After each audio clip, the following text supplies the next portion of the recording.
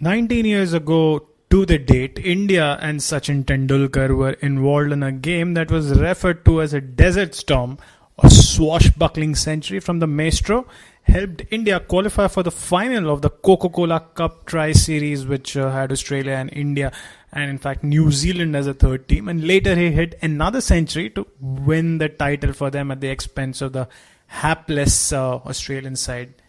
The last time the Royal Challengers Bangalore played in this IPL, there was a storm of a different kind that was probably brewing. One that saw their side getting bowled out for the lowest IPL score ever in its history. And Virat Kohli, their captain, who has carried the Indian batting baton on from Tendulkar, was left wondering what's going wrong for this Bangalore side that is now in the danger of missing out of the playoffs berth after having made it to the final last year. He knows that a lot is expected out of his side from the fans, but for now they look like they are headed into a direction that could well be remembered as one of the most overrated IPL sides in cricketing history if things do not change quickly enough this season for them. Hello everyone and a very warm welcome to this World Cricket Chat podcast, and as you would have guessed by now, the Royal Challengers Bangalore have a lot to do moving into the next league game against the Sunrisers Hyderabad, which is what I'm going to be discussing in this World Cricket Chat preview. The pummeling defeat at the hands of the Kolkata Knight Riders may or may not have them demoralized, but you can never say that with an uber confident guy like Kohli at the helm. But where it has definitely left them is at the bottom of the IPL 2017 points table. Hyderabad, on the other hand, have had a roller coaster of a ride so far. They began well with a couple of wins, including one at home against the Royal Challengers Bangalore themselves in what was a very high scoring contest. Then they lost two, followed by two more wins, and it looked like they were very well on the course to a fifth victory in the tournament when MS Dhoni happened. Well, there was a storm of another kind, and it rolled back the years for all MSD fans when he hit that boundary of the last ball to win the game for the Pune Supergiant.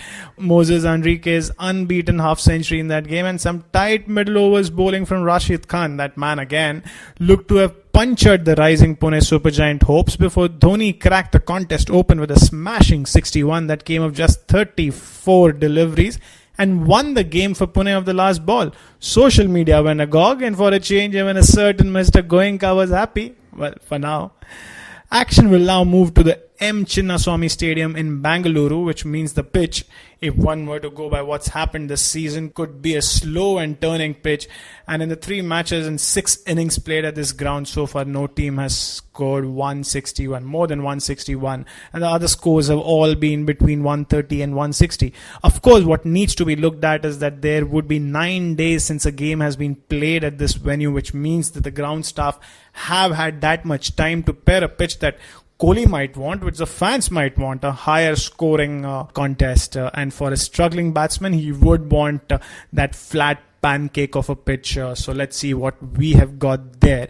He will also know the side will be up against the class of Rashid Khan, who has been on song, and give him a slow turner and scoring will become even tougher, and he will have that opportunity to take more wickets. Not something that the RCB can afford at this stage. I wonder if Hyderabad have been thinking of playing Praveen Tambe for a game ahead of Bipul Sharma, just to make things tougher for the batsmen.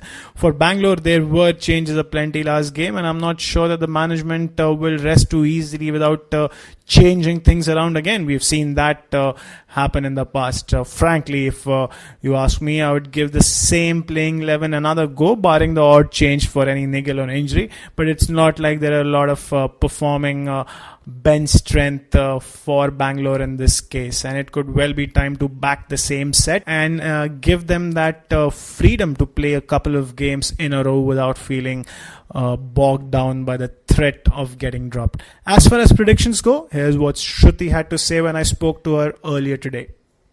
Suneer, we should expect this to be a highly competitive game in which Bangalore could give themselves a better chance of winning if they get to bat second.